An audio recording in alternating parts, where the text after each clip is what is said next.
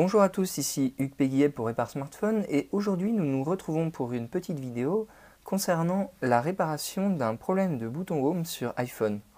Malheureusement, cette réparation ne concerne qu'un seul type de panne. C'est la panne qui se produit lorsque le plastique au centre de la pastille s'use. Ça rend l'appui du bouton très difficile, voire impossible. Cette réparation est possible pour tous les iPhones qui ont encore un bouton physique depuis l'iPhone 5. Cette réparation consiste à changer uniquement la pastille endommagée plutôt que de changer tout le bouton. Cela permet sur les modèles qui possèdent une empreinte digitale de conserver cette empreinte digitale, car rappelons-le, si on change tout le bouton, le Touch ID ne fonctionnera plus. Nous avons besoin pour cela d'un nouveau bouton Home. Il est possible de prendre un bouton d'un modèle inférieur à partir du moment où la pastille est la même. Nous avons par exemple dans cette vidéo pris une pastille d'iPhone 5C pour remplacer la pastille d'iPhone SE. Il est préférable en revanche de bien prendre une pastille de bouton Home originale pour être sûr du résultat. On va donc commencer par enlever l'ancien bouton. Attention ici de ne pas endommager la nappe du bouton sous peine de perdre le Touch ID.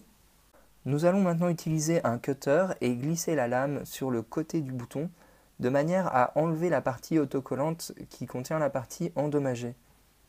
Attention ici à ne pas endommager la partie en plastique noir. Nous allons maintenant utiliser une pince de précision pour enlever complètement la partie autocollante du bouton.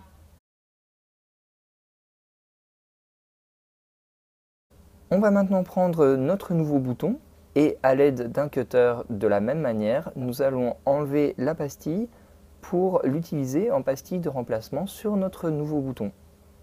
Attention cette fois à ne pas endommager la partie autocollante.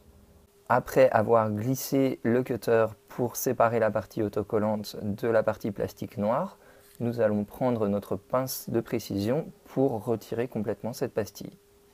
Il ne nous reste maintenant plus qu'à mettre la partie enlevée sur notre nouveau bouton sur l'ancien bouton.